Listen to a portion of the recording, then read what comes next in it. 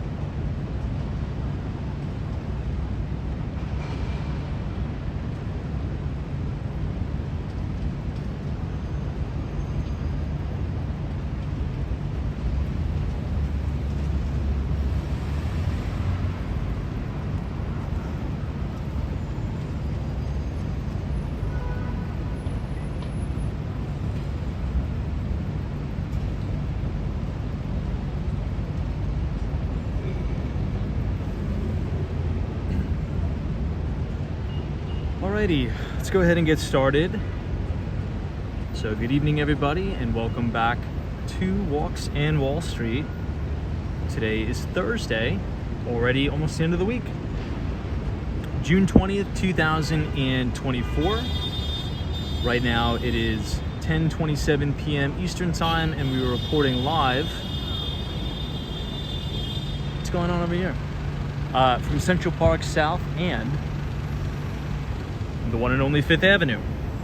Now, as you all know, yesterday was Juneteenth.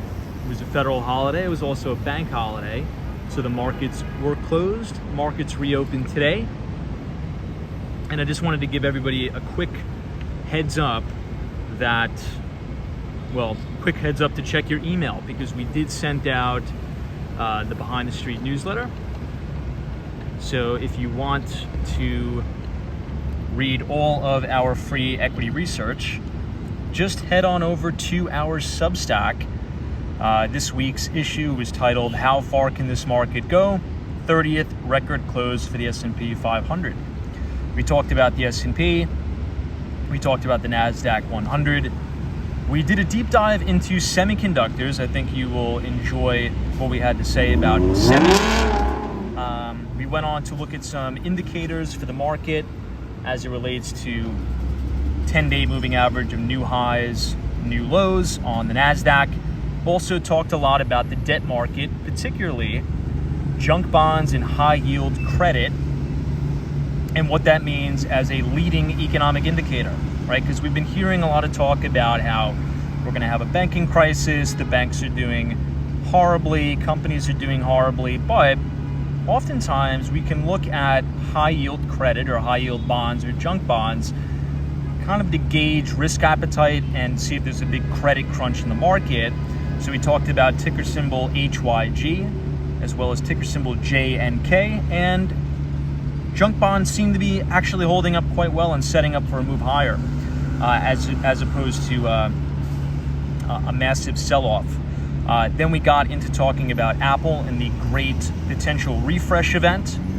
As you all know, the developer conference was on June 10th of 2024, and all of these new AI tools that are going to be rolled out with the new Apple products, with this new partnership between Apple and OpenAI. If you want to use any of these features, well, you're going to need new hardware, right? So all of the new and improved AI features are going to require new hardware, iPhone 15 Pro Plus or 15 Pro, or any device with the M chips in it, which could potentially kick off yet another massive global hardware refresh, which could act as a big bull thesis towards Apple. So we'll talk about that tonight. And then as we went down a little bit further through the newsletter, potential resurgence in Tesla, talked about some historical price action, some earnings metrics for Tesla, and then we finished the newsletter off talking about the major investment banks, both the bulge bracket banks and the boutique investment banks, which are performing pretty well. Piper Sandler, new all-time record high today. Goldman Sachs trading at a 52-week high, and so on. So once again, if you want to sign up for our free investing newsletter, just type !news, NEWS in the chat, or if you're already signed up, go ahead and check your email. So I'm going to go ahead and close up the laptop here, everybody. I'll say hello to everybody in the chat, and we will get started. Once again, apologies for being late. It was a very busy day for me, so thanks for your patience.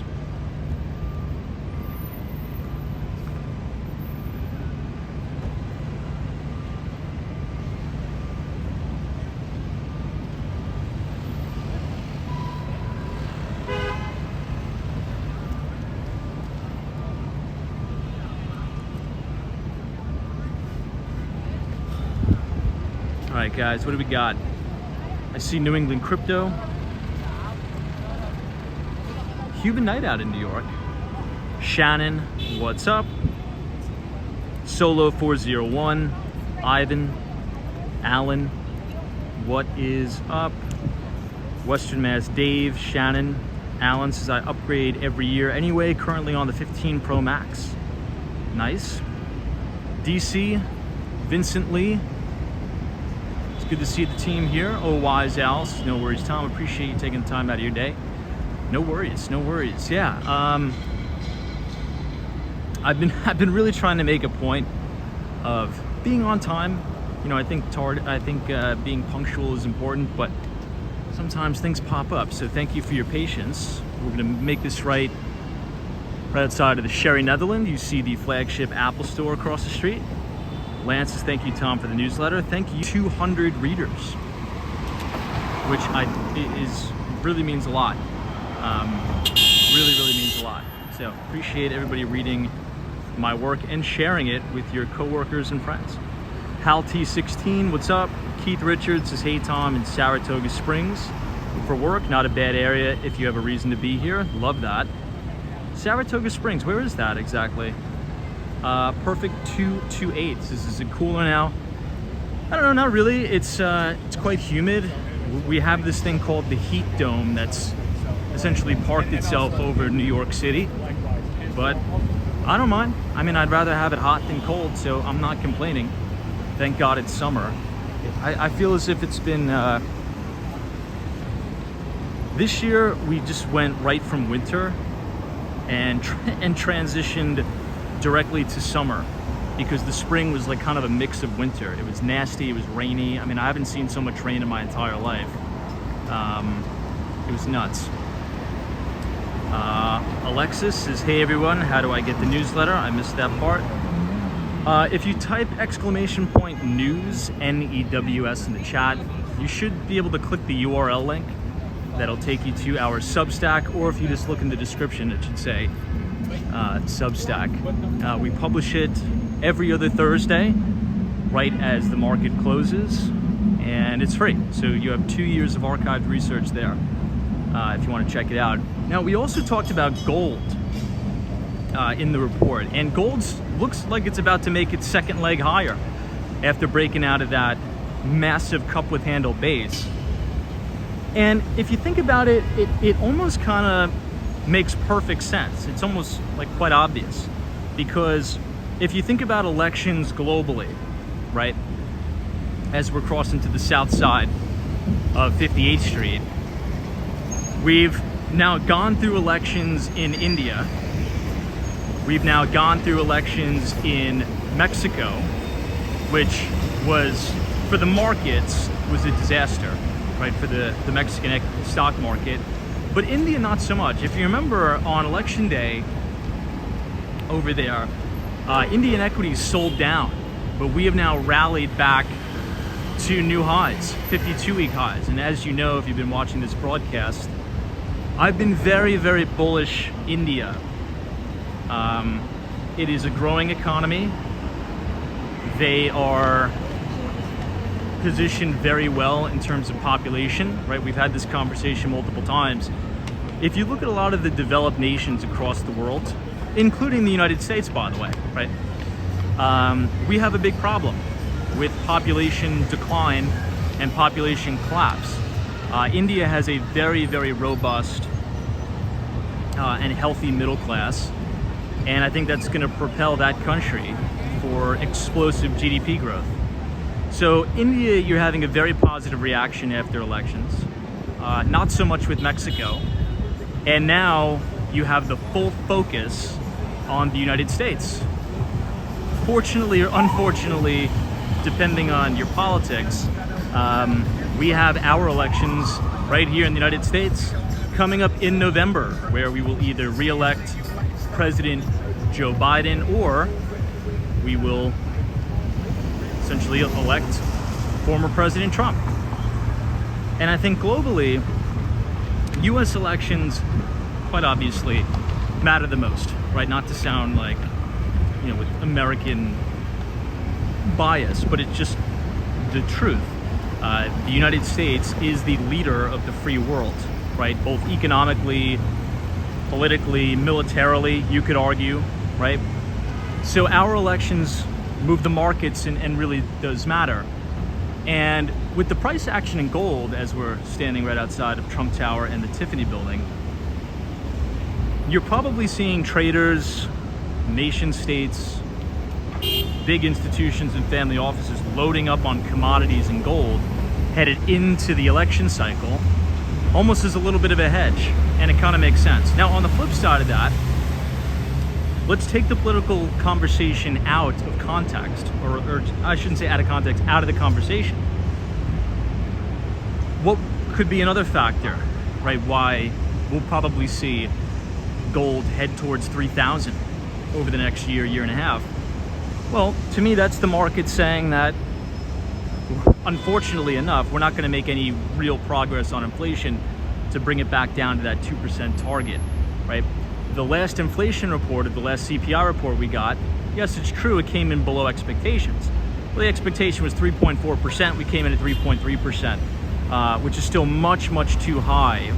So the price action in gold, with crude oil ramping again, about $82 a barrel for crude oil, that signals to me that this inflation is here to stay. Solo 401 says the dollar is being devalued. Solo 401, I got a recommendation for you and everybody in the chat. You gotta check out the latest episode of the All In podcast, which just dropped, I think, like 7 hours ago. Maybe 5 to 7 hours ago. And if you're not familiar with the All In podcast, it's, Chamath Palihapitiya, David Sachs, Friedberg, and these guys are extremely, extremely successful entrepreneurs, venture capitalists coming out of Silicon Valley. And they had former President Donald Trump on the podcast. And I would highly encourage everybody to watch that episode, because it's not overly political, actually. It was more tech-based, talking about a lot of the problems that we have in this country as it relates to finding the appropriate talent for these lucrative tech jobs. Talks a lot about immigration with H-1B visa policy, and in relation to the dollar being devalued. There was a big portion of the podcast talking about, what we speak about a lot, which is the new push to move away from the petrodollar, move to BRICS. Also, you're starting to see China kind of move their weight around. You're starting to see Saudi Arabia now kind of peter on the fence of, okay, maybe we don't have to transact in US dollars for everything. And I think it'd be surprised. I won't give it away. I won't ruin the podcast. But I think you would be surprised by the former president's answer to that question about, do we think the move away from the dollar globally is a big problem or not, or do we think it's overblown? So check it out. All In podcast with the president. It was very interesting.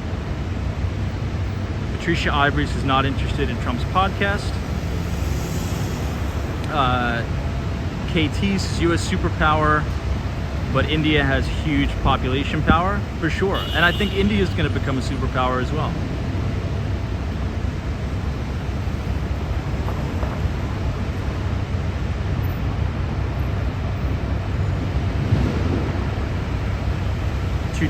Ain't says Trump has stated he wants to eliminate all income taxes and replace them with tariffs on imported goods. I don't know about that.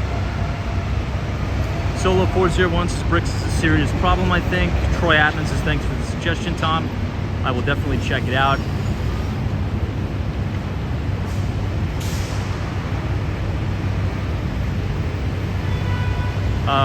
But yeah, I really like the part about speaking about H-1B visas, because my background, as you know, I spent about a decade working in tech, and there's a really big issue here in the United States with finding talent to work on some of the world's biggest problems. And we need immigration in this country, but specifically we need the best and the brightest and very skilled immigration here.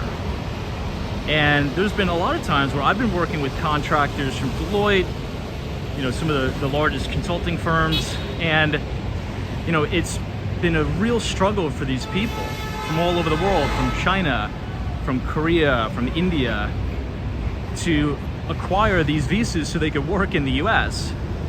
And they come to the United States, they go to all the best schools here, they get a great education, they have the skills that are required to work at these great companies.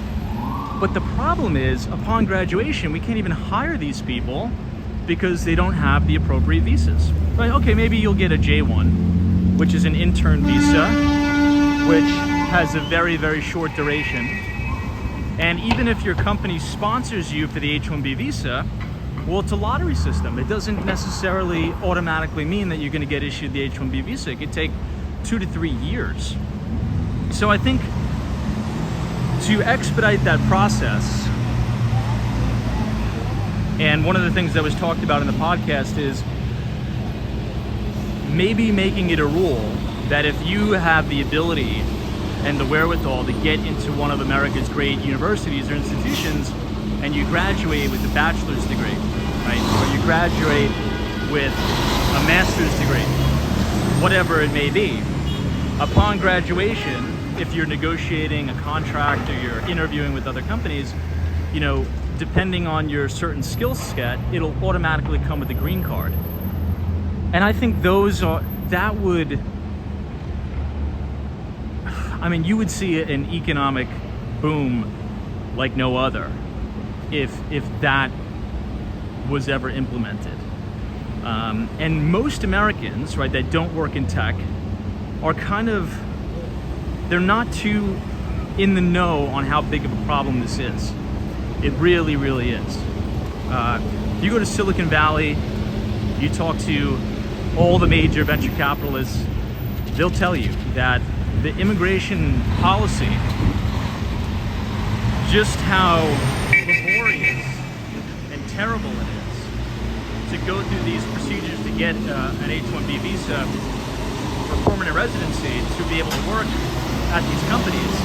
It's nearly impossible, and that's why you're seeing some of the talent go back to places that we talked about tonight, like go back to India, go to Canada, right? Canada is almost kicking our ass in a sense on a lot of the immigration front. So I thought that is an interesting conversation. It's an important conversation.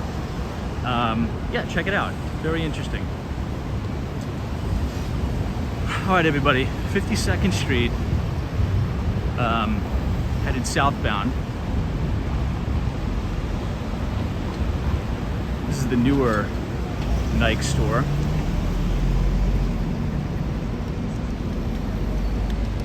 Chris's need to identify the smartest students and put them in private school.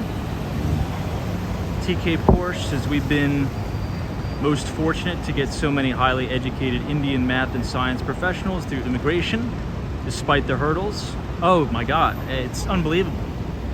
Which is really a testament to just how great this country is, right? And why I wake up so blessed and so appreciative every day.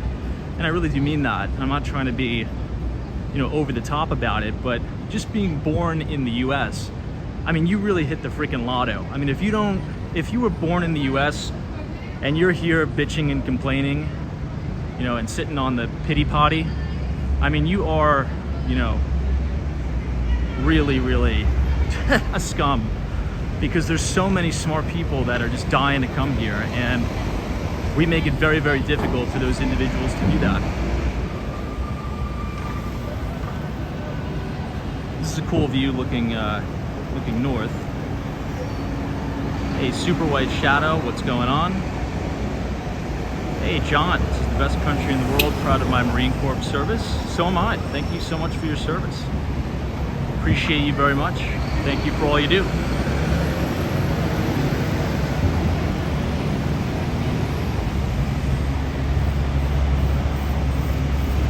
JP, this is hello from Rio. What's up, JP?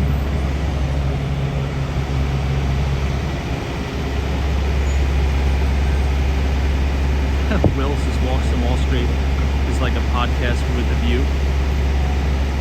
Yeah, kind of.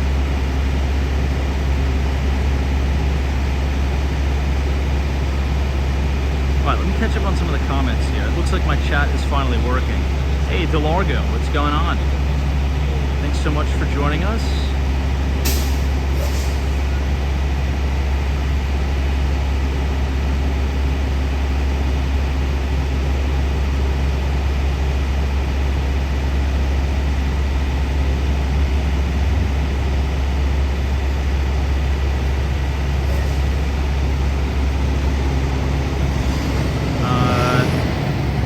Deborah says maybe say something good about Biden once in a while.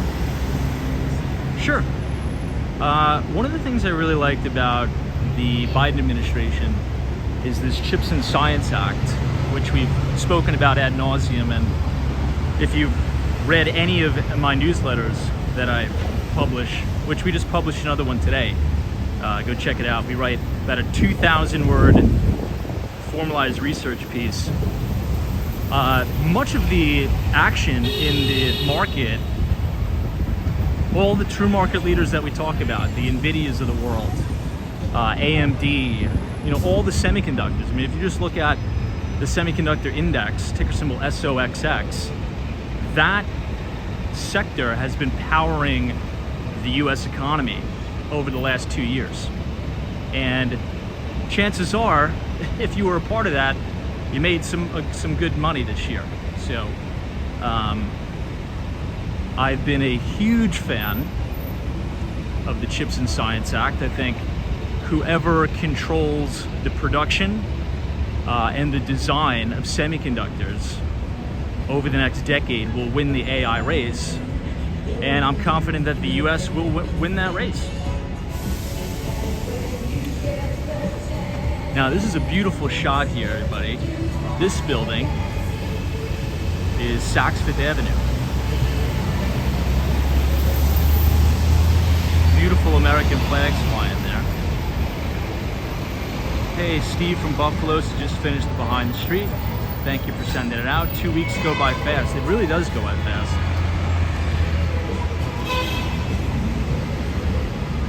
And I enjoy writing it. I feel as if I was watching this Bill Ackman interview, and then I was watching this other Steven Schwarzman interview, and they both said something very specific that stood out to me. They said that they see a very, very high correlation with success in business and how well you communicate, specifically through writing. So if you can be an effective communicator through writing, right, easy, simple concepts that people can understand and digest, they see a very, very high correlation with business success there. So I'm like, okay, well, I write 10,000 words about the markets every 2 weeks, why don't I digest that down into 2,000 words and try to make it enjoyable to read? And it's pretty good practice. So hopefully you guys are enjoying it. Triple G says the geopolitical stuff is always a concern, Tom. Got to keep China out of Taiwan at all costs.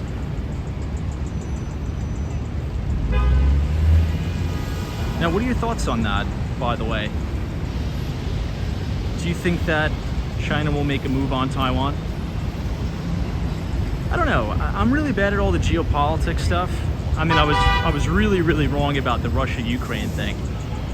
I want to say that China would never make a move on Taiwan because I believe Taiwan has nuclear weapons, if I'm not mistaken. But that could potentially be the black swan that throws a wrench in this amazing semiconductor, AI, machine learning, cloud computing bull market. It's possible. I mean, I wouldn't be surprised, but I don't think so. I think it's very low probability. Steve from Buffalo says exactly, you were spot on with that connection with writing. And I've never really been a good writer, so, you know, in order to get better at something, you need to be consistent and write all the time. John says 100%. Well, let me go back here. We are leaning super hard on AI. We will lead the pack. The one that concerns me is quantum cryptography. Did anybody see that tweet that Elon Musk sent out today or yesterday about Dell and supermicro computer SMCI? So the new XAI is going to be built exclusively, I believe, with Dell servers and with supermicro computer. Hey, Mr. Torres says hello, Tom, and everybody. Greetings from the Dominican Republic. What's up? Good to see you. Thanks for joining. I would love to visit the DR one day.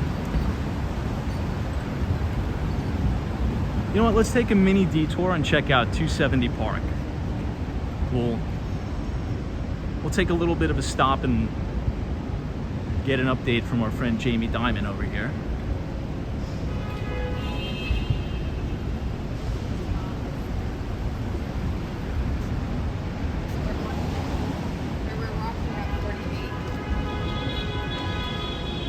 But, you know, to kind of, you know, bring it back to some of the main topics, after I've had a few days, about a week, to review the developer conference, you know, reviewing Apple's partnership with OpenAI and ChatGPT,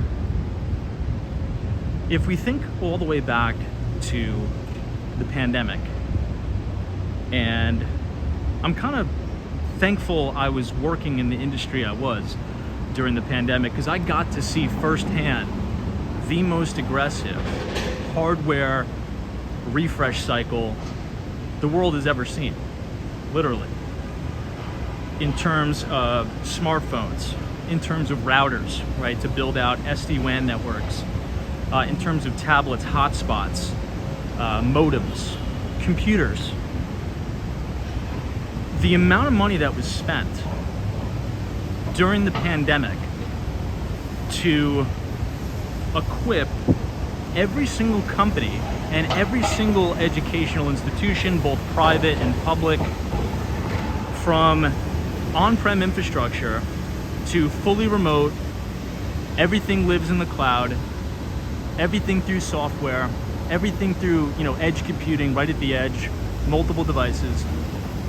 People made fortunes, particularly if you were selling a lot of that stuff. And when I was really reading into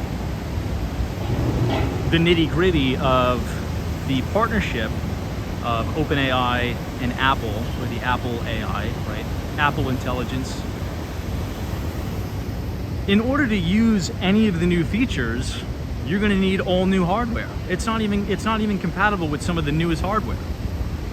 And as Americans, right, if you want to stay competitive, if you have, let's say, a company, all their employees are using iOS devices, and you have company X that has that one model, one generation that doesn't have any of the ChatGPT or AI capabilities, well, your employees are going to be that much less productive. So this could quite literally spark the largest hardware refresh cycle since the pandemic again, just because of the compute that's going to be needed to power these AI tools. So this could be, just as everybody and pretty much every analyst on the street, right, including, some of my own thoughts too, is you're probably going to see a major slowdown on tech spending, because there was so much pull forward. About 5 years, I would, if I had to put a year duration on it, I'd say there was probably about 5 years worth of pull forward on hardware spending. We may have to be forced to do this all over again due to artificial intelligence. And this is probably one of the reasons why, Apple was kind of acting like a dog before this, and now broke out of its base into new all-time record highs. So this is something to watch. This is pretty interesting. Western Mass Dave says new hardware, just natural progression. Windows 10 will be history next year for sure. Photos from around New York says I've been using GPT-4 nearly every day. What are your thoughts about it? Now, Photos from around New York, would you say that you're using GPT-4 to the same extent as you use traditional search? And I'm talking about Google search.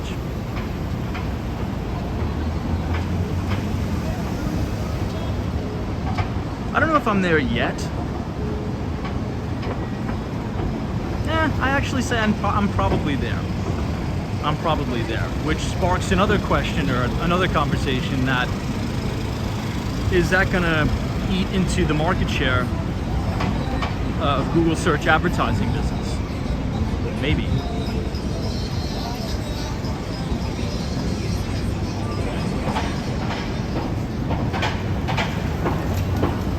Norm Roberts says, I am getting an iPad Pro 2024. Love that. Awesome.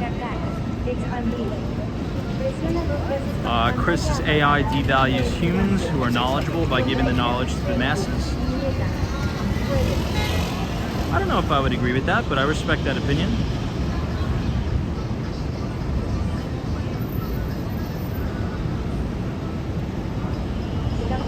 Alexis says, I use GPT to fix my emails. I definitely need to learn more on how to use it to help me.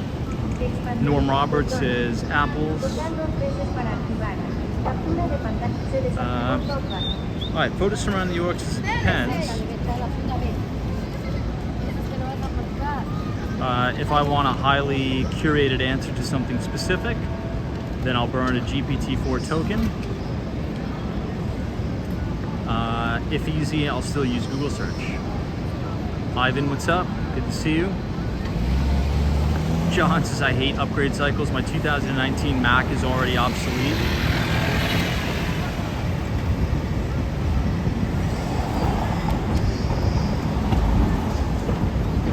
Uh, 222 Ain't says, no AI without electronic chips, and China owns all the chips, or will, after invading Taiwan. I kind of disagree a little bit. I do think that if China were to invade Taiwan, that would definitely throw a wrench in the super cycle. But what's more important than the production? What would you say is more important than the production of these chips? Which, by the way, right, due to the Chips and Science Act, we are building that manufacturing infrastructure in the United States. That's going to take a long time for that production to actually be material, but better late than never. But what does the United States lead by leaps and bounds that China is significantly lagging in as it relates to semiconductors? Does anybody want to take a guess? And it's the biggest thing. It's the deciding factor.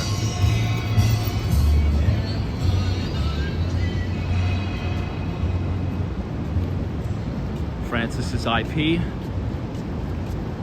pretty close, yeah. It's the design.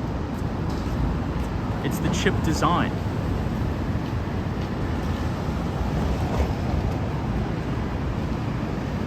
Yeah, Gary's is invention and engineering.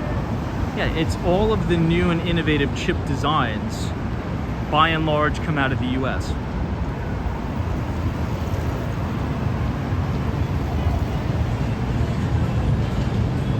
What is this?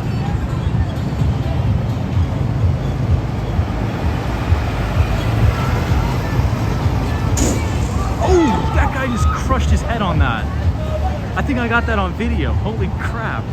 I hope he's all right. Jeez. Did anybody see that? Maybe you guys could rewind. There was a gentleman on that bus. He tried to stand up and he crushed his head on that sign, man. Phew, jeez. I hope he's all right. I mean, and thank God, by the way, that that was rather flimsy. Could you imagine if that was like a steel I-beam? Probably took his head off. Jesus.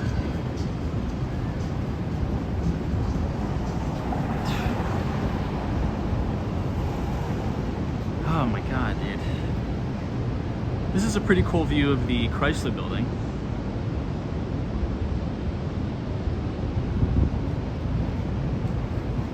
I guess that's why they have rules and regulations for a reason, right? No couches on top of cars driving around the city.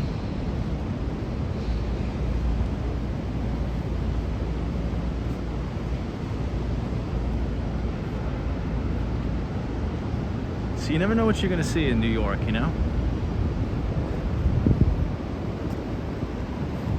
That's one of the, now, I don't want to make a joke because I really do hope that guy's all right. But that's one of the things, like, about New York. I'm not saying what's so great about New York is that guy got hurt. It's just that the crazy stuff happens. Like, imagine explaining that to somebody who's not from New York. Yeah, last night I was walking home from work, and there was this bus with a bunch of pink couches on it, and this guy stood up and almost got his head taken off by a street sign. Just such a weird, convoluting turn of events, man. Now, speaking of weird turn of events, I was in Penn Station late last night. I had to get a water after the stream. So I go to the drugstore, I buy a water.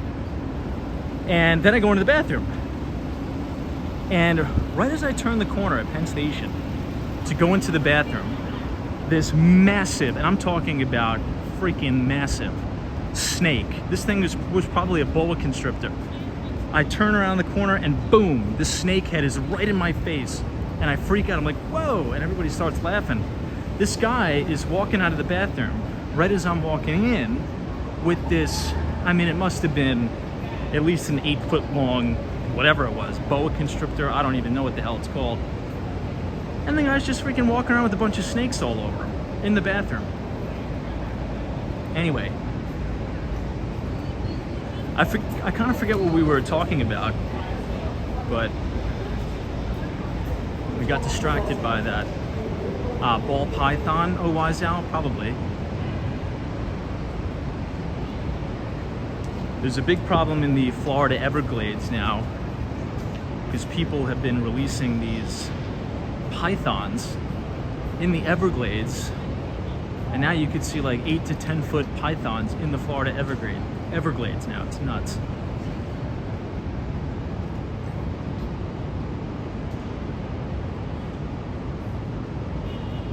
Beautiful view of One Vanderbilt.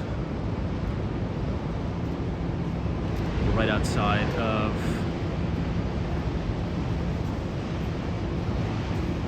Grand Central Station. Now, I always make this recommendation, and I'll make it again. Right here, 15 Vanderbilt Avenue is called the Campbell Apartment. This is a great spot to come if you're in New York City. Check out the Campbell Bar. Now, it's very expensive, it's very, very overpriced. But as a one-time thing to kind of check it out and see it, it's beautiful. It's really, really nice in here. Just make a right, walk up the stairs and to the right, 15 Vanderbilt Avenue, the Campbell apartment. It's an awesome cocktail lounge. And it used to be an old office. If you go to Google Images, you could look up some pretty nice images of the place.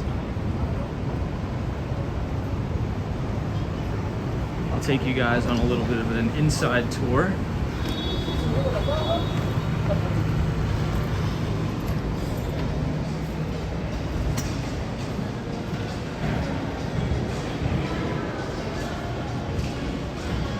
Jeff W277. This is so easy to learn Python. I took a Python course at Columbia Business School online. It was very helpful. If you want to take it yourself, it's called Python for MBAs. And I think the most enjoyable part about the class was we had to do a project where we worked with the company Dig In. Is anybody familiar with that company? Which is now called Dig, by the way. They rebranded themselves, but it's kind of like a local Chipotle, but it has healthier food, less sodium. And we did this big data science project with that company, essentially compiling all the transactions that they do throughout the day, throughout different times a year, and using that data to make a recommendation to management about how they should staff their stores, which was cool to kind of, analyze the data set, see what times people are coming in, what specific menu items they're ordering, and then make a recommendation on not only staffing, but how to consolidate the menu based upon the most popular items. Check it out. The professors were really good too. Really, really good professors. It's called Python for MBAs at Columbia Business School. I enjoyed it. It was really good. Hi everybody, welcome to Grand Central Station. I heard about that too. Alexis is apparently the clock in the middle is worth about 20 million. I wouldn't be surprised. Hey, Tim in Michigan says, hey Tom, I finally figured out who your voice reminds me of. Joe Terranova. I don't know who that is, but hopefully that's a compliment. I'm just kidding. Good to see you, Tim.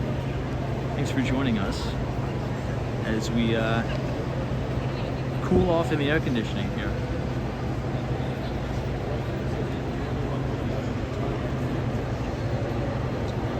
Deborah says, isn't there an Apple store in Grand Central? Yeah, the Apple store is right up here.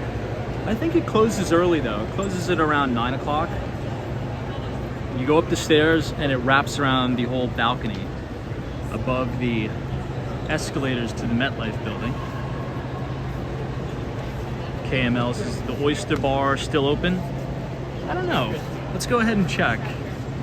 I think for a time it was closed during the pandemic, but I think they've reopened it. Now the Oyster Bar is right outside of the Whisper Wall. Since we're here, we might as well check. I think it is open.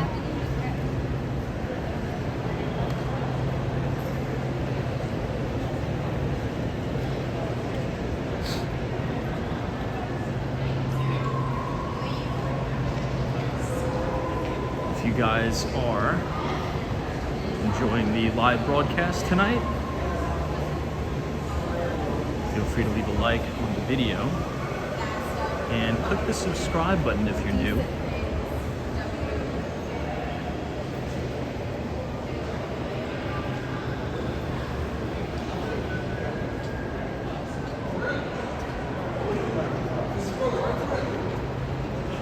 Jeff W277 says I live on the campus of Wayne University and they offer a Python course for even less. That's awesome. Yeah, and sometimes they'll offer these courses for free too.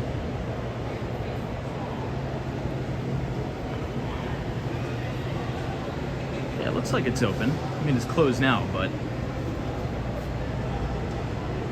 beautiful in there.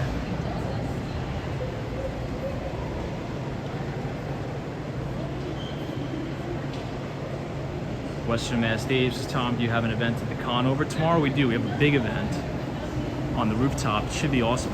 I hope I can make it. I may not be able to make it though.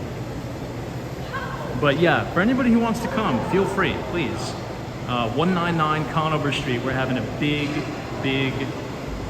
party. Rooftop. I don't know if I'm going to be able to make it though. I have some meetings at that time. Yeah, Oyster Bar is still open and it looks better than ever, honestly. Hey, DJ Chris. What's up, Chris? Says, hey Tom, thanks for the nice tour video earlier. Ah, yeah, that was Normandy Shores in Miami, Florida. Beautiful neighborhood.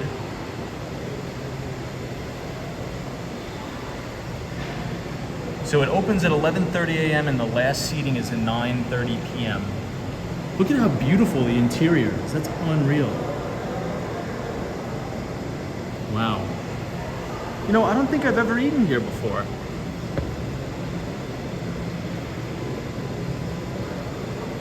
How many of you guys in the chat have eaten at the Oyster Bar in Grand Central Station? Hey, WM, thank you so much for your very kind donation. I appreciate it very much. I think it looks great.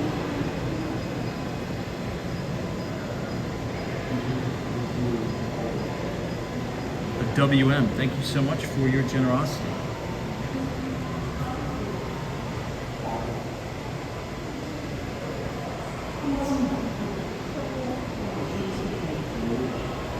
This is the Whisper Roll.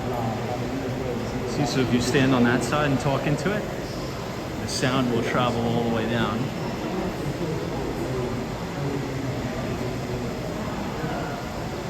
It's cool.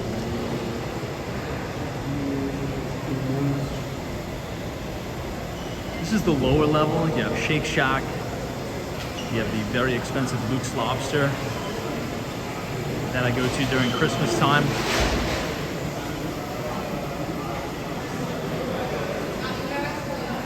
Shake Shack is still pretty packed too. You know what? We were talking a little bit about inflation tonight. Let's see how much one lobster roll is. All right, put your guesses in the chat right now. How much is one lobster roll? I won't show you the price yet.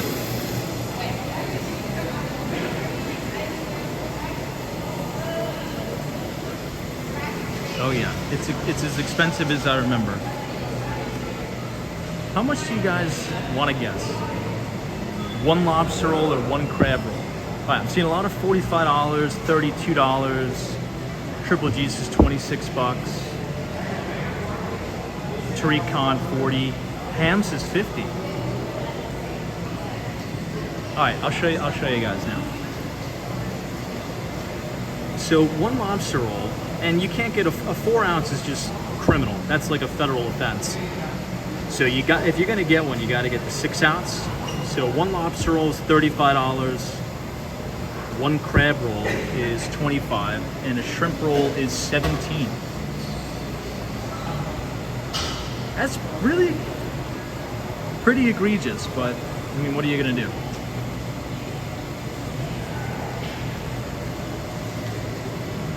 Hey, Deborah, thank you so much for your $10 donation. Appreciate you as always. It's towards future Shake Shack. Thank you so much.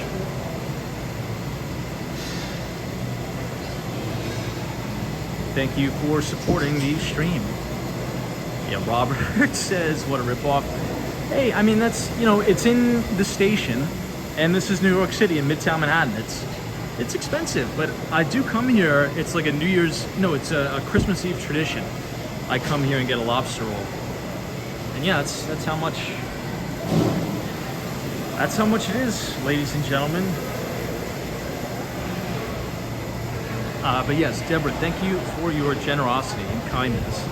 Appreciate you. Appreciate the support. I remember the last time we were speculating on the rent. We were saying, okay, well, if each lobster roll is $35, and let's say, how many customers would you say they have a day at Luke's Lobsters in Grand Central Terminal? What would you guess? And then we can kind of work backwards to identify what the rent would be. Yeah, Carol Brown says that's expensive for sure. Pam, you think they have 500 customers a day? I want to make a guess, but I don't really want to overdo it. I was going to say maybe about 250 customers a day.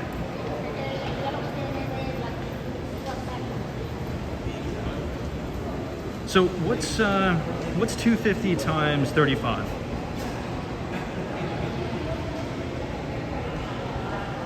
$87.50. 250 times 35. $87.50, right?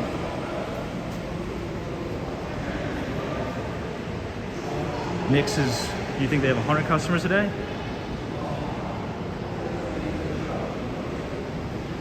Well, and that's also assuming that people are just ordering one lobster roll. I highly doubt that. The average ticket price, if you go there, you probably, on average, you spend $55. So, all right, let's use Deborah's number. If they have 300 customers at 55, that's $16,500 a day they're bringing in. I don't know, I would like to, then you gotta pay the staff. The rent has to be over 10 grand a month, over. Maybe even significantly over 10 grand a month. Maybe 20, 25, I don't know. Deborah says during the holiday time, they easily have 400. I could see that for sure. Tourists, things like that.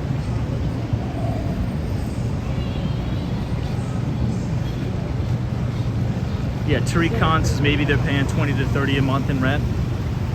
Yeah, 10,000 was such a low ball. They have to be doing at least 20 or 30,000 just for that little kiosk. So I can only imagine what they're charging for Shake Shack.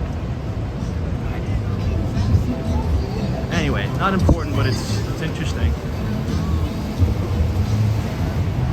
Deborah says it's more than that, maybe 25 to 30K. I think you're probably right. Now, for context, there was this restaurant downtown called Al Coro. I'm not sure if anybody's ever been to it. And my buddy was really good friends with the owner at the time. My friend is a co-owner of this restaurant called Mel's, M-E-L-S. And Al Coro, their rent was $55,000 a month for that Michelin star Italian restaurant that closed down. So if that place was 55 grand a month, then maybe that little kiosk at Grand Central, maybe it's like 25. So, wow, Tom from Midtown says the Oyster Bar does 17 million in sales a year. I wonder what their margin is on that.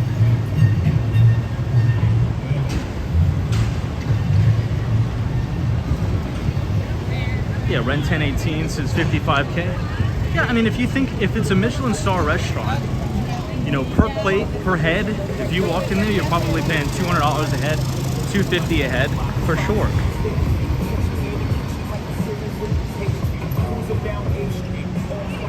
We got to get some CRE brokers on the stream to give us the inside scoop with some of the rents at some of the most successful restaurants.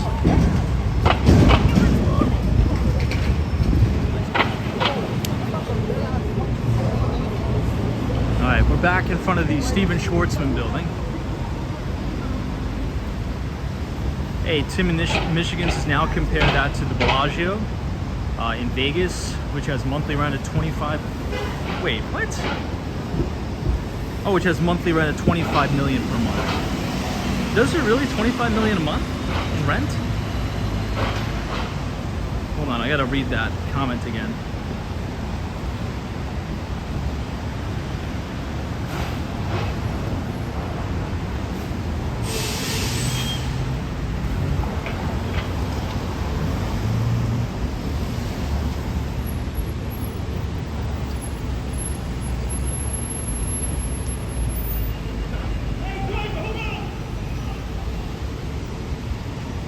That yeah, Robert, yeah, don't forget utilities too. Now, you know what, so we were talking, remember our conversation about Publix, the grocery chain based out of Florida? I really wish Publix was a publicly traded company, but unfortunately they're not. Apparently all of the locations are triple net leases. And if you're a landlord, that's like the best and most coveted and lucrative lease that you can get.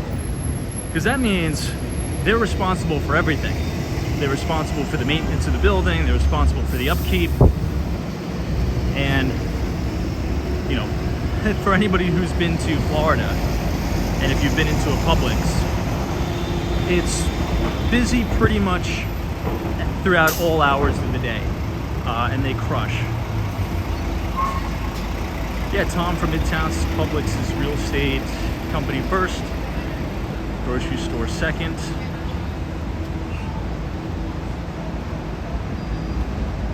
Oh, Wise Al says I would go all in on Publix. That would be amazing. Yeah, this sparks a reminder of our conversation about Walmart. Now, Walmart's killing it. Walmart's doing really, really well. If you go to their investor relations page, the CEO came out and said that they've been doing a good job of winning customers from trade down from Whole Foods.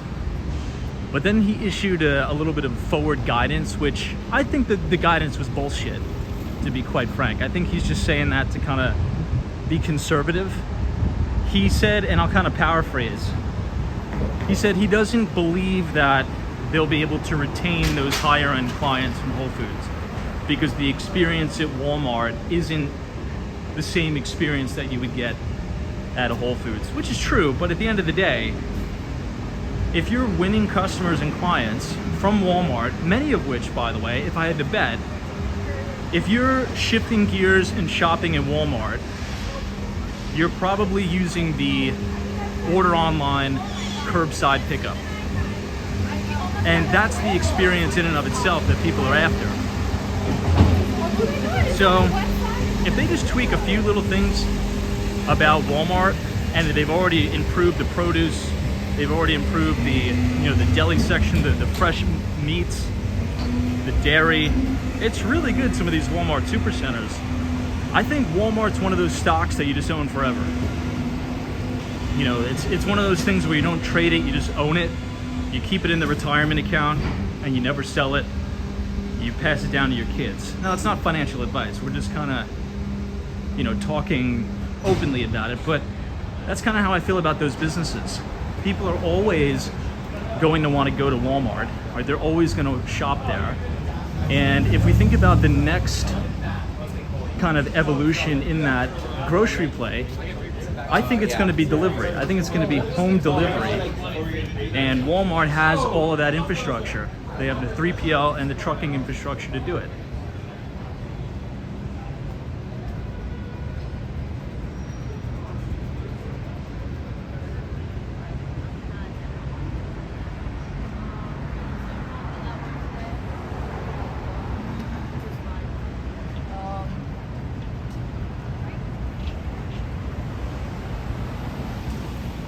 Alexis says, what do you think of Lowe's grocery store? I don't think I've heard of it.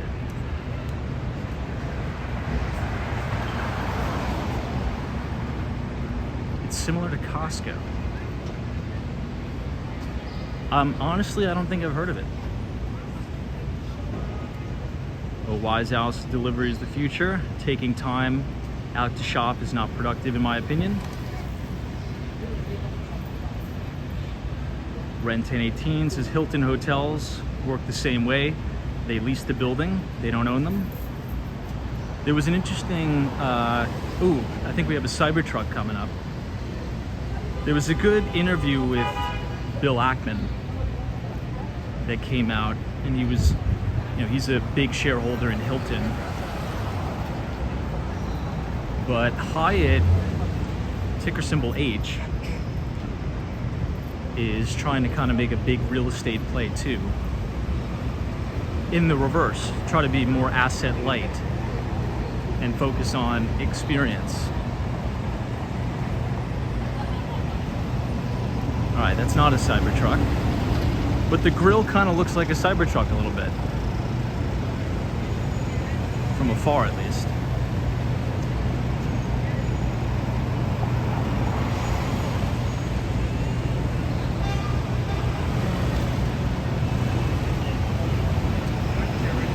Oh, you were just trolling about the Lowe's? That's what I was gonna say. I'm like, Lowe's hardware? Anyway.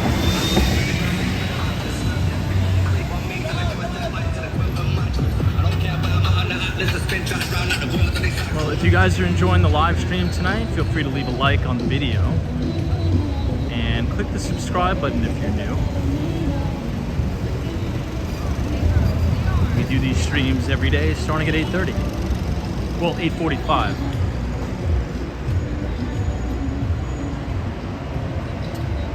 Mr. G-Man says Walmart sells products at lower prices and they make more money on store branded products. There's higher margins when they sell the Walmart, the value brand products.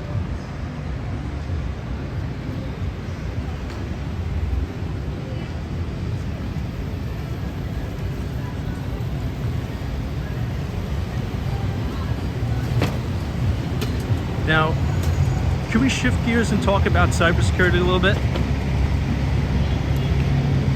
Oh, look at this.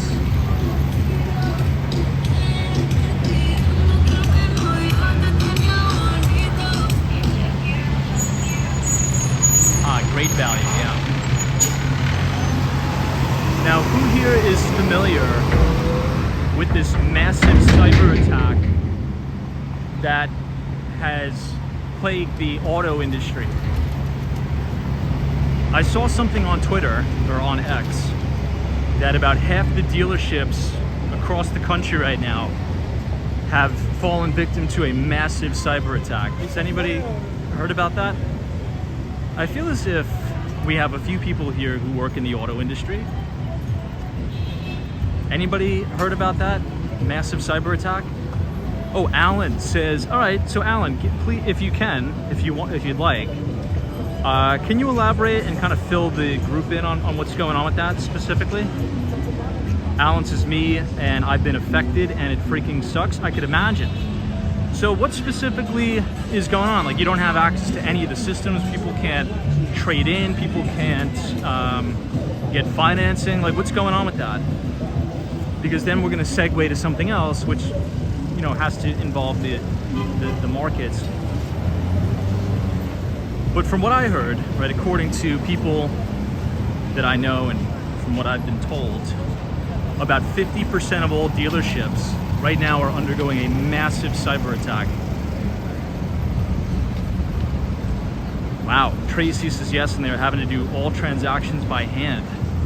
Adam Luke says salespeople are the worst at clicking on things. They're desperate for anything that looks like a lead. So you're saying it could potentially have been like an Emotet attack threat, like a phishing scam?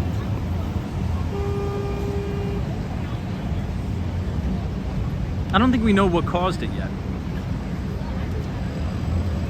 Oh, Wise Alice, lots of infrastructure and cyber attacks the last few weeks, to be honest.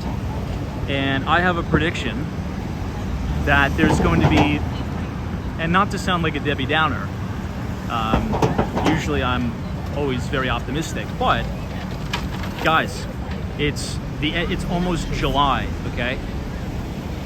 We have 4 months until we elect a new president in the United States. There's going to be more cyber attacks, probably on critical government infrastructure.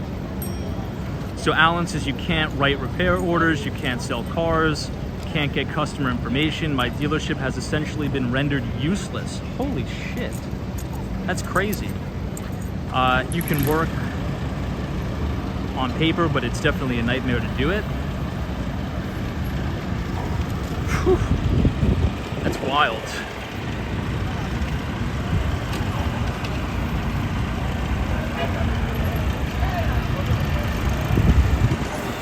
I didn't get a chance to check, but I would bet that some major cyber companies have probably been called in to address this issue. Now, if you remember all the way back, and just as a quick reminder, today is Thursday, everybody. So I did email everybody our free investment newsletter. I just sent it out 2 hours ago. And the first newsletter that I ever wrote this year, at the beginning of the year, we always like to make an interesting prediction about which sector the market's going to outperform. And mine was cybersecurity, which so far that thesis is not correct. Semiconductors are the leader, but cyber's been doing pretty good. And I think you're going to see an explosion of cybersecurity spending and critical cyber infrastructure leading up to this election and after. It's going to be massive, particularly now that we're venturing further into the universe of artificial intelligence. If you don't think that, let's just put it this way. Let's say if you're the chief technology officer. All right, yeah, I'll use this example. Let's say if you were the chief technology officer at one of these dealerships that just so happened to get hacked, right? And to use Alan's words, right, because he works at a dealership, not my words, his words, the dealership is pretty much rendered useless, to use his words. If there was an audit and corporate comes to the dealership and says to the CTO, okay, what preventative measures did you have in place for this? You know, what does your cybersecurity infrastructure look like? And if they didn't allocate at least a portion of the budget on building out a robust cybersecurity network and infrastructure, yeah, you're gonna get fired. So this is gonna become a default, not only as as an obvious you wanna protect your corporate infrastructure, but if you're in charge of technology at a company, this is gonna be a matter of if you keep your job or not, or if you get fired. So that, in my view, is going to fuel what I like to call wave 2 of cybersecurity infrastructure spending, both at the privatized level, private companies, and public companies, but at the government level as we go into this election. So it'll be interesting to see. Right now, the leaders, in my view, in cyber, Palo Alto Networks and CrowdStrike, I think those two are really neck and neck.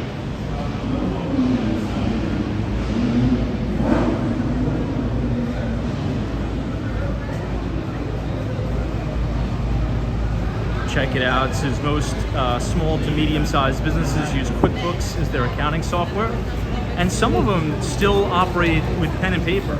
I mean, you'd be surprised.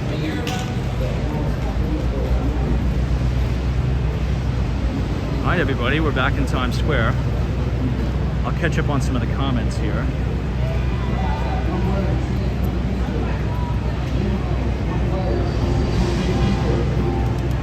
Uh, 161 says, Tom, I joined the United States Marine Corps in Times Square in 1980. Well, thank you for your service, and God bless you, sir. I appreciate everything you've done for us. Adam Luke says cyber insurance will avoid any payment if they lied on any questionnaire.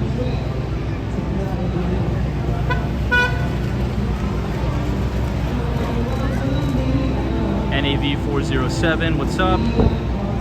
JT says, hey Tom, big fan of your videos, very entertaining. Thank you so much, JT. I appreciate your kindness.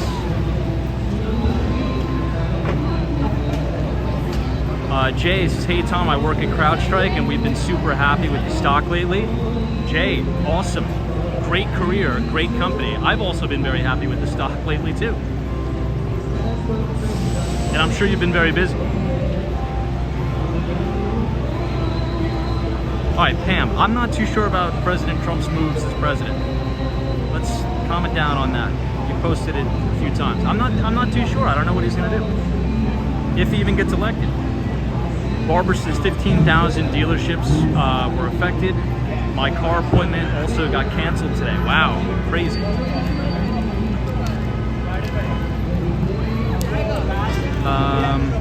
Interesting. Yeah. I don't know. I just wanted to quickly bring it up because that's something to watch. In the investment business, it's very, very important to identify big trends, massive, massive trends that are addressing a huge total addressable market. And the TAM, or total addressable market of cybersecurity, is ever expanding with zero trust technology. And particularly, as you know, in my previous career, one of the pieces of software that I would sell is a Zscaler product. And from dealing with all these different companies, the number one takeaway that I could say is they're looking for consolidation in the vendor process. They don't want to have to go to company number one to get, identity and access management software. They don't want to have to go to company number two to get their Emotet threat protection. They don't want to have to go to number three to get their zero trust.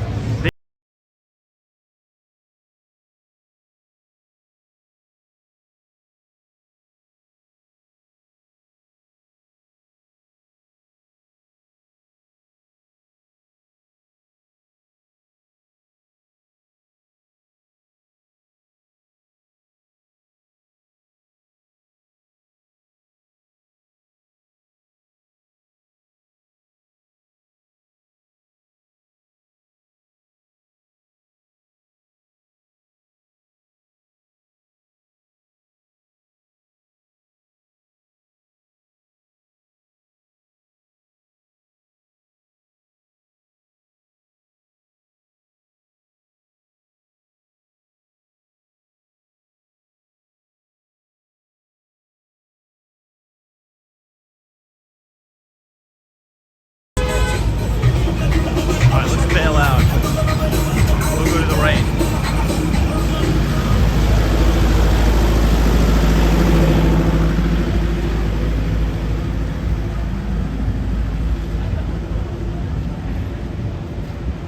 Too much stimulation in Times Square.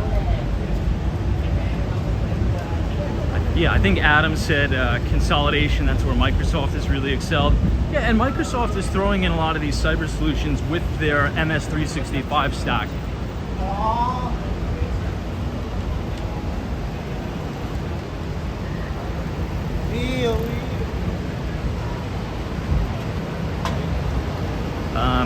All right, it's getting late, so I will, the next thing on my list.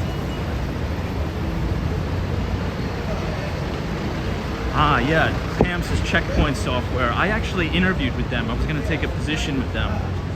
They're an Israeli-based company, Checkpoint. I'm very, very familiar with the team over there. One of my good friends works there. He's a channel manager. I'm very familiar with Checkpoint.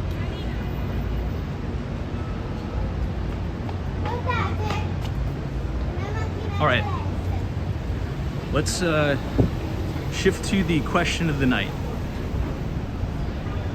Is everybody, are you guys ready? Oh, this bar is rocking. Look at that. It's a nice traditional Irish pub.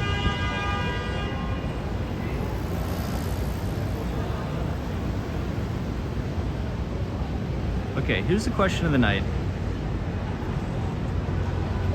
We always, establish the fact that you really want to be a trend follower, identify these trends as they're growing through their big adoption cycles, addressing a massive total addressable market, a huge TAM. For fun, what are you guys seeing out there? Right? Let's forget about AI for a minute. Let's forget about cybersecurity, since we talked about that already. what's like an industry that could potentially be the next big thing? Just for fun, in the chat. Like, what are you seeing? What could potentially have a massive TAM? I have a few ideas, which I'll say, but I'm interested in what you guys think. Like, what's something in 5 years you're going to be seeing this topic on CNBC nonstop? Kind of like what they're saying about AI right now. Data discovery, this is Palantir shadow stock. Oh, shadow stock. What's up?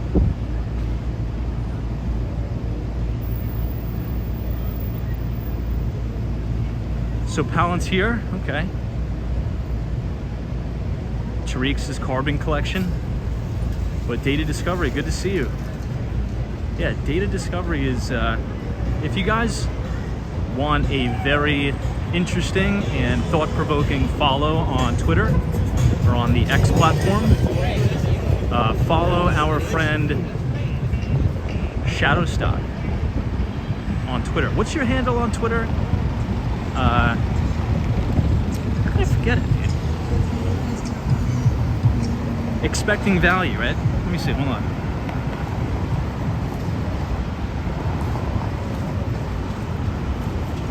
How can I forget the Twitter handle of one of my top Twitter pals?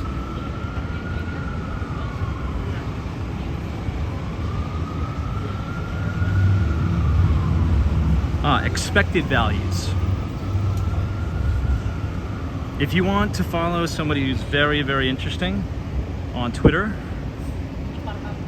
check out our friend Shadowstock. Expected values. Really, really good stuff. I learn a lot from his content. Posts some very interesting stuff. All right, so KML says, I don't trust new trends. They're too risky. I followed the tried and true trend. That's fair. That's fair. All right. Animal cloning. NMB 45 says electric planes. MD says solar, oil, and lithium. Deadman says genetic engineering. That's similar to mine.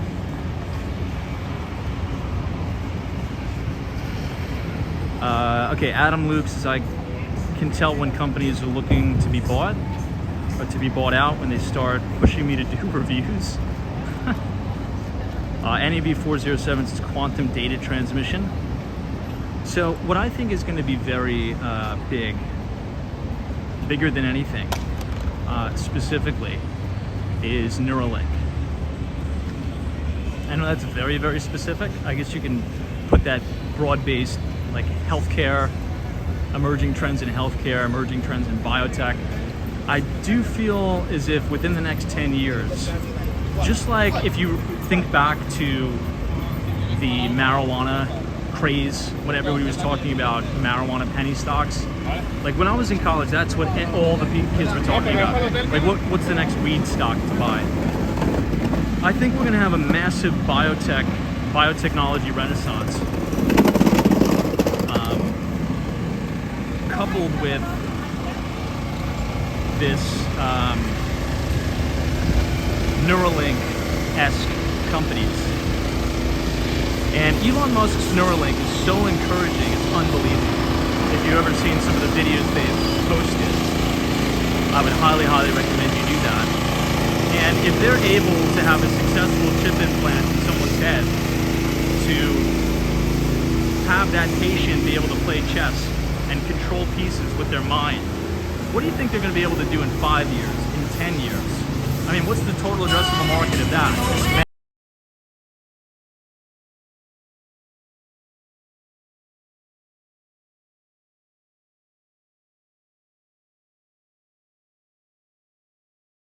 There's going to be a big biotech revolution, which I probably won't be able to capitalize on because I'm not experienced in any of that stuff. That's not my expertise. It's not my wheelhouse.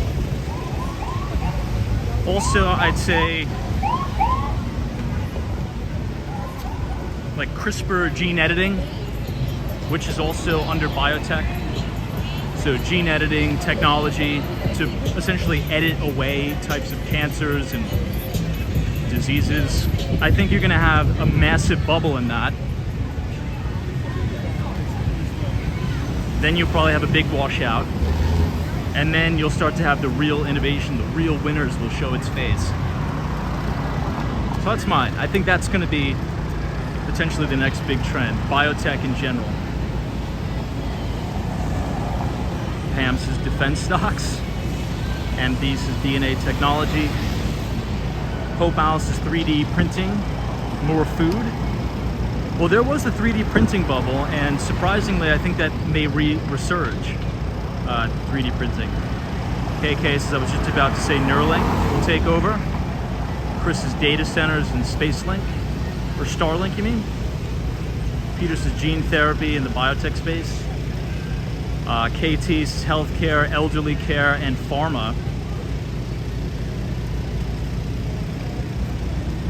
I think you hit the nail on the head with elderly care. There's so much opportunity in home health care specifically. So I used to sell into that space. So all of the main home health care providers, the biggest ones in the tri-state area, those were all my customers. Nursing personnel, home care, Motive Care, which is publicly traded. We did a huge deal with them. So all of the way it used to work, if you had a home health aide come to your home, right? If you had an elderly parent, or let's just say you were, temporarily disabled from an accident or something, and your insurance company sent a home health aide to the house, these home health aides would do everything, literally everything, on physical sheets of paper. They would clock in and out on the physical timesheets. They would write down everything they did. If they administered like the Hoyer lift, if they did administered medication, if they took your temperature, if they took your blood pressure, every single thing. If they bathed the patient, if they washed the patient, they would fill that out on physical pieces of paper.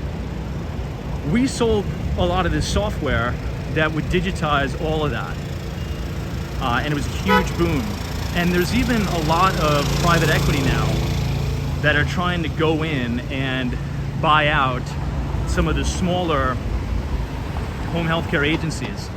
And it's a really good play if you think about it, because the United States has a huge aging population, and the US, like a traditional US family, isn't as, I should say, tight-knit as some families in Asia, particularly like Korea, Japan, where you could live with elderly parents well into your 50s in some cases. The US is more independent.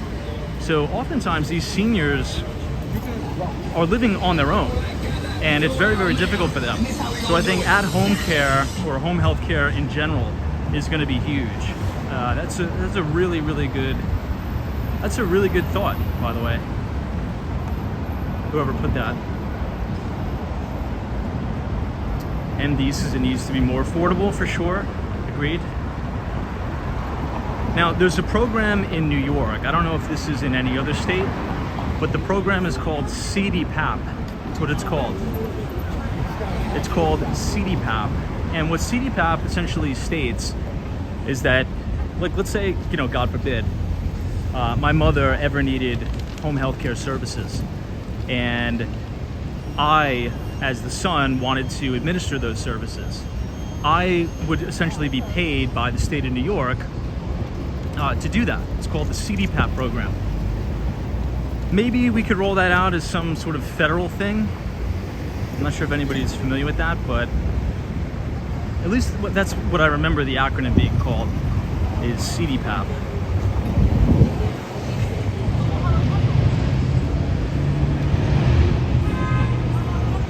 Hey, what's up, Walter?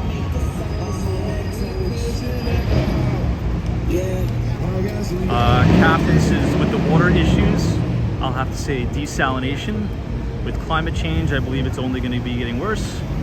That's an interesting thought. So desalination projects.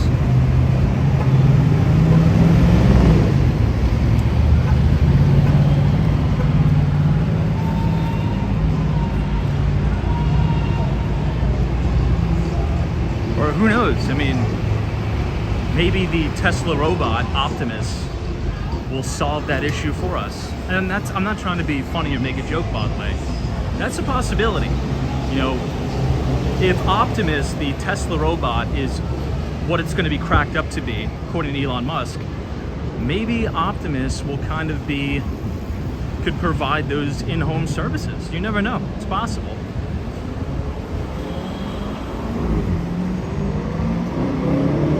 Someone says anti-drone defense, such as lasers, microwaves, etc.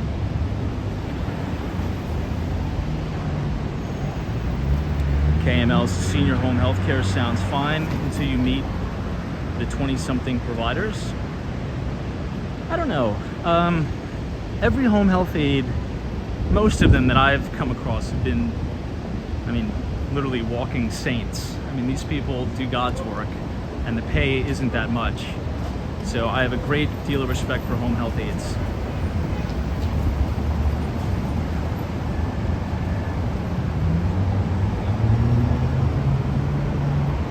Well, it looks like we got a lot of different answers all over the board, but I think these are all viable options for sure. Now, following up on that, at the beginning of the broadcast, I recommended the new episode of the All In podcast, which you should take some time out to watch. Doesn't really matter of your political opinions, but the All In podcast interviewed the former president Donald Trump, and there was a lot of interesting topics of conversation that came up, and one of which we spoke about ad nauseum at the beginning of the live stream, which is H-1B visas and things like that. But the second topic, which was really interesting to me, was nuclear energy and nuclear power, and the cost difference for China to build one nuclear plant and for us to build one nuclear plant and get it online. It's almost 50x the cost to do it here in the United States. It's crazy. So check out that podcast. A lot of the topics are interesting, and it matters, right? So try to be apolitical when you're listening to it. I know some people have, like, they get this raging thirst to freak out whenever they hear the name Trump or something, but try to be an adult, I'd say, and just listen to some of the conversations, because if the United States is going to be the leader in AI, we need to be the leader in power production here in the US. And if this artificial intelligence thing is going to be all it's cracked up to be, well, we don't even have the power, we don't even have the energy output to make it sustain. So which means we're going to need to double down, if not triple down, on clean and safe nuclear energy, which, by the way, China is really, really kicking our ass in doing. So it's very interesting convo. Data Discovery says 100% power is critical for AI. It's huge. It's huge, huge, huge. And right now, we do not, if you listen to all the big players in the space, they're saying that the United States is not on track to meet the energy demands that AI is going to require. And that's a big problem. And I think we need to come to terms with that. And the wind energy is not going to do it. And what could potentially put us at a disadvantage is countries like China and Russia, right? Yes, they're investing in nuclear plants, but they're also tripling down on very dirty coal production because they just don't care about the environment. So it kind of puts us between a rock and a hard place. Is, you know, do we want to be lovey-dovey, you know, love the environment, but at the same time shy away from nuclear and demonize it like we've done? Or do we want to accept it and say, look, third gen nuclear is very, very safe. It's very, very clean. And it could potentially be the thing that solves the United States energy problems if we want to get away from fossil fuels, which I think we could all agree we do, right? I think nowadays both Democrats and Republicans, I think it's a nonpartisan issue, right? That we want to get away from fossil fuels. data discovery. So there's one good thing with the United States is it's way ahead of the world with AI. Agreed. Tariq Khan says coal ain't going anywhere. Sharon Lee says too much regulation when it comes to nuclear power. That's true. And another kind of dangerous thing is, let's say if we even do get the green light to build out these nuclear facilities, the United States has a huge shortage, a massive shortage in the talent of nuclear engineers to be able to build these facilities and keep them in operation, because we've demonized the field for so long. So,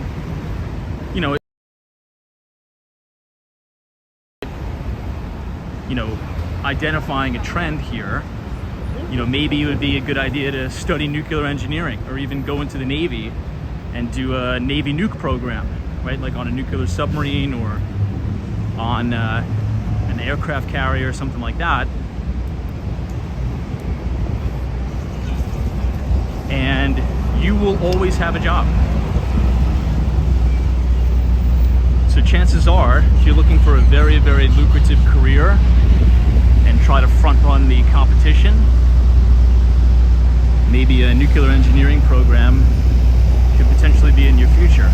And if you don't want to pay for it, you could join the Navy and work on a nuclear sub or an aircraft carrier, and they'll teach you how to do it for free.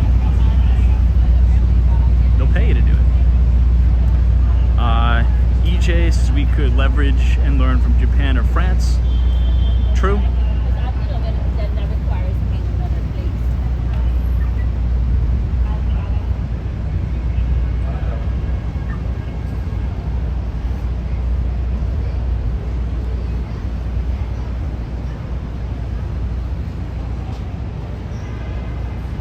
Alley Star says the push for nuclear seems to be for many small reactors in strategic locations.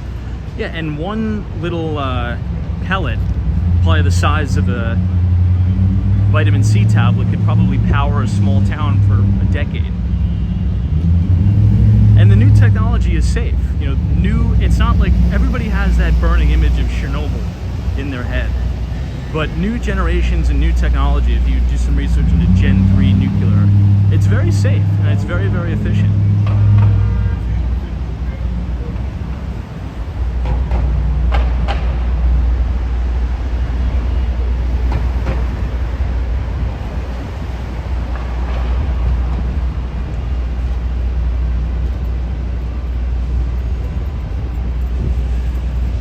Harry Connor says, as Tom says, these people are saints working for a beggar's wage. Oh, regarding home health care aides, 100%. My time traveling to the Bronx, traveling to Brooklyn, and if you could just do some of the research yourself, most all of the major home health care headquarters are in very rough neighborhoods. Okay, I spent a lot of my time in East New York, Brooklyn. I spent a lot of time in the Bronx, right on the Grand Concourse there. And the home health aides that I've dealt with are some of the most patient, sweet, and kind people you'll ever meet. I honestly don't understand how they do it. So I have so much respect for home health aides. You have absolutely no idea. And they work their asses off. The amount of work they do is unreal. So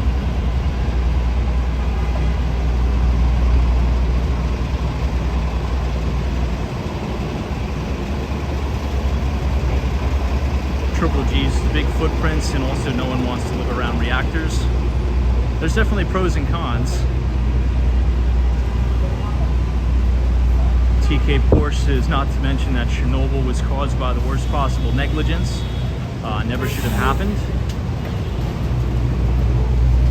Chris's geothermal is too cheap and too easy. Alright, let's cross 7th Avenue here. Try to watch out for the hot dog guy.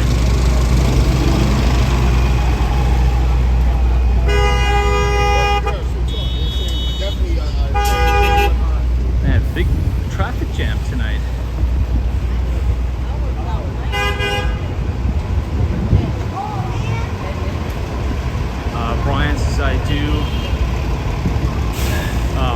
Swamp Aid in San Diego.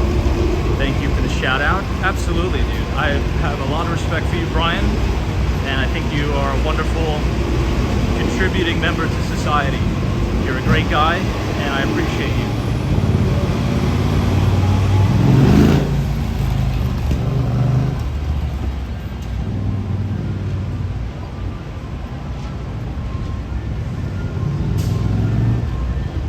God, I feel like I just... That's one thing you'll notice about if you just move into the city. You'll walk through a crazy intersection so loud, and then the next block will be like radio silence. It's such a weird juxtaposition.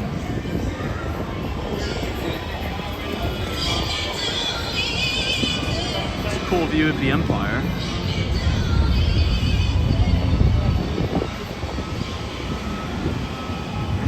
All right, let's go to 8th Avenue and we'll make a left. Oh, is that right? Shyla says, when you went to the city last week, you saw your first Cybertruck. Yeah, I mean, we got a few carting around here. We mainly see Cybertrucks when we go to the Village. They're all over Miami.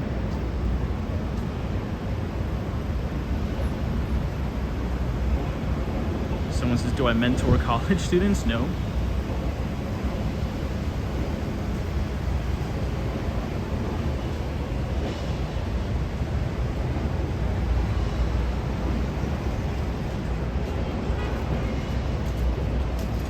Hey, Patrick D, what's up? Is it really midnight already? Probably is midnight. We started the live stream late, which I apologize for. It's been a busy day. But I think this was a fun stream. I think this was the best stream all week, honestly. Really good topics. Tim Webb says I need to get back into trading oil. Well, I think crude is at $83 a barrel again.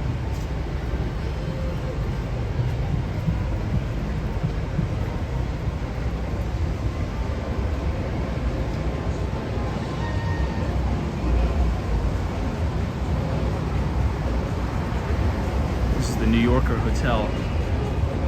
Now this project, 263 West 34th Street, I think this is going to go into foreclosure. There's also the big Brooklyn Tower. We talked about that. That's going into foreclosure too.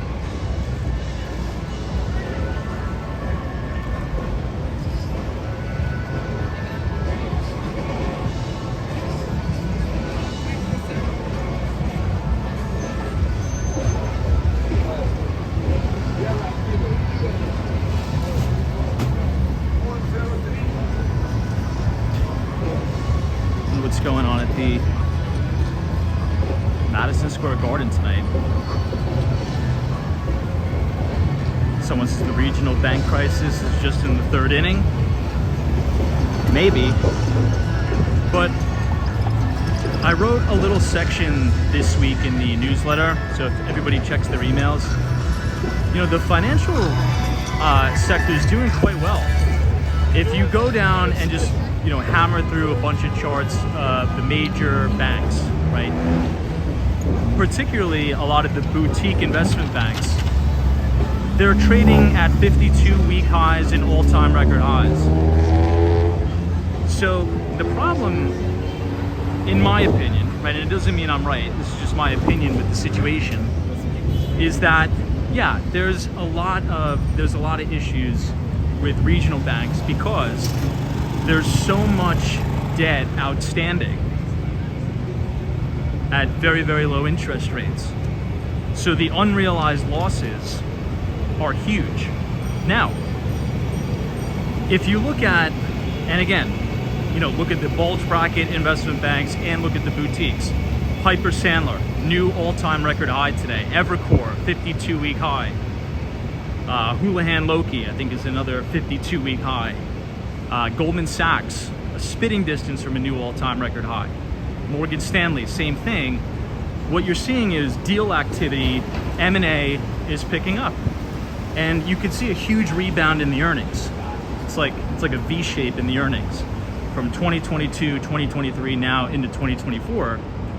Their 35% estimates earnings increase for the full fiscal year, with an additional 11% coming for 2025.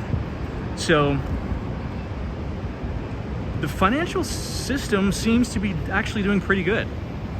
If you just go based upon the price action, right? The XLF, which is the Spiders ETF for the financial sector, that's what, 2 points away from a new all-time record high. So I don't believe that this is going to spill over into some systemic crisis.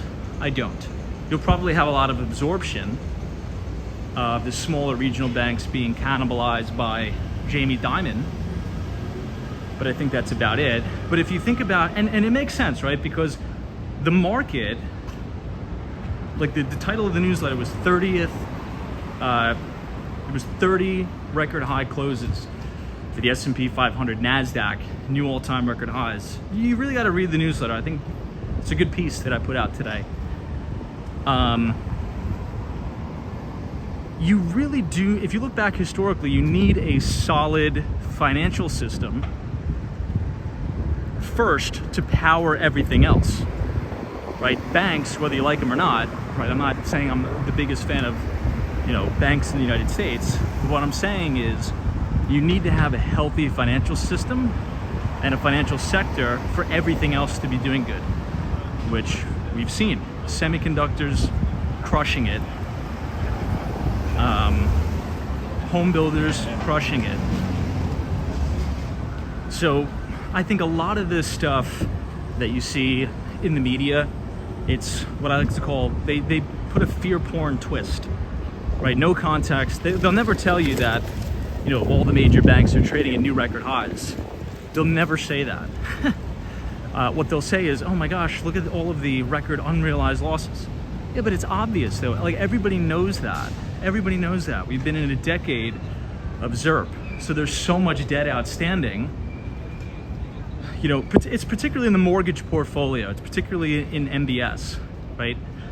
Because if you go back to, if you took like Finance 101 in college, the relationship between bonds and the price of bonds and yields is inverse. So the Fed hiked 500 basis points. So of course, all of that existing debt is going to be underwater, right? Because the valuation of those bonds cratered. So the deals, I think, are getting done. I think the M&A market's really going to pick up. And funny enough, it's intern season now. So chances are, if you're interning at one of these banks, Jefferies, Goldman Sachs, Morgan Stanley, you're probably going to be pretty busy, particularly if you're working on an M&A team. So that's what I'll say. If you are, that's my prediction. If you are a summer analyst at a bank this year, this is probably the best year to have an internship at an investment bank. Because chances are last year you probably were trying to find things to do because there was no deals being done.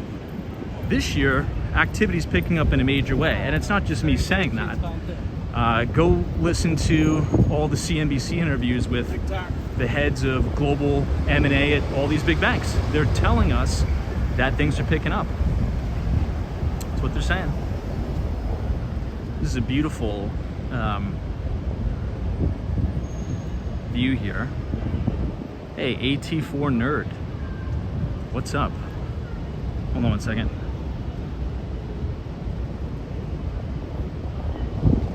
Oops.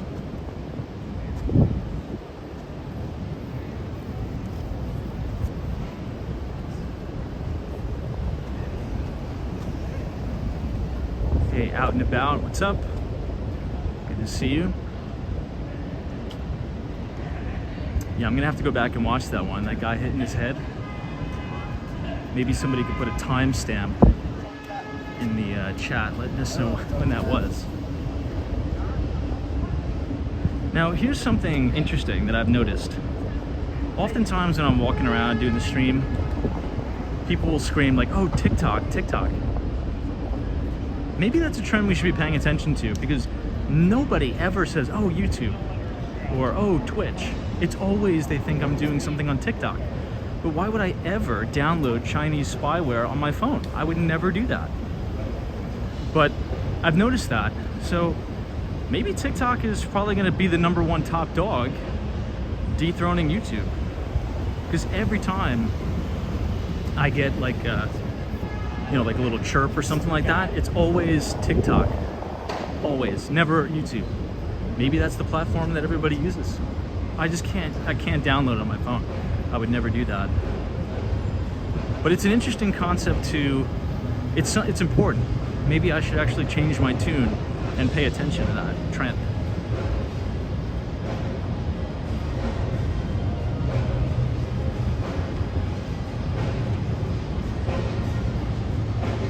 It's kind of like that chapter in the book, One Up on Wall Street, where Peter Lynch is like, pay very close attention to what your kids and your wife are buying at the mall. What are the new hot new things?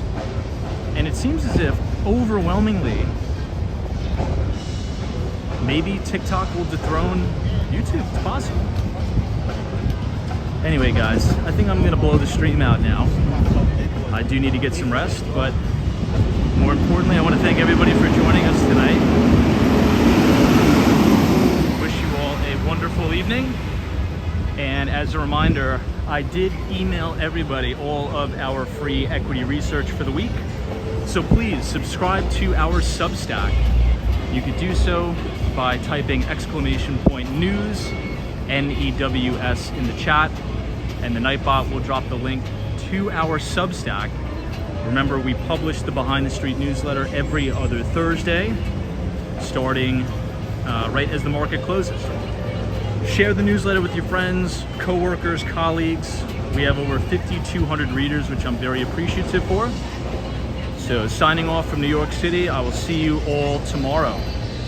MD, Al Baker, John Curtis, out and about, Data Discovery, MD, Austin City Limits, Western Mass Dave, MBA Elias, Ivan, Ren 1018, TK Porsche. I will see you guys all tomorrow right back here at 8:45. Finish the week strong. It's Friday. God bless. God bless America.